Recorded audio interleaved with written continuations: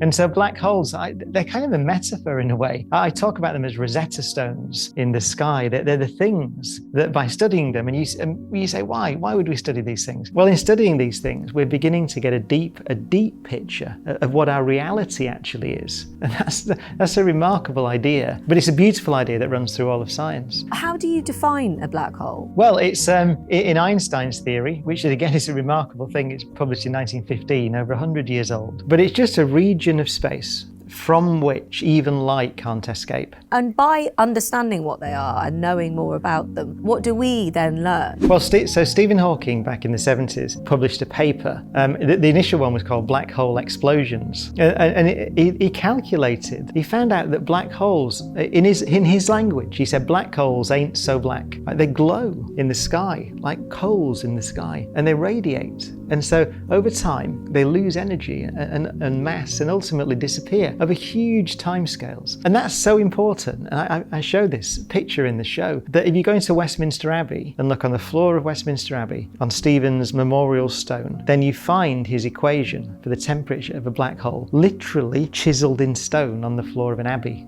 So you might say, why? Why is it so important? This was the key. This was this Rosetta Stone idea in trying to understand what happens. What happens to the stuff that fell in? It was when you thought these things existed forever, which is pre-Hawking, then you think, well, it's okay, it gets locked up inside, it can never get out, we don't care. But the thing evaporates away, one day it will be gone. So then suddenly you have to be faced with this question, what happened to everything then? If I throw a book into a black hole, is it somehow possible in the far future, if you collect all this so-called Hawking radiation that comes off, is it possible to reconstruct the information in the book? And that's been a question, simple question, that's driven this tremendous amount of research for 50 years.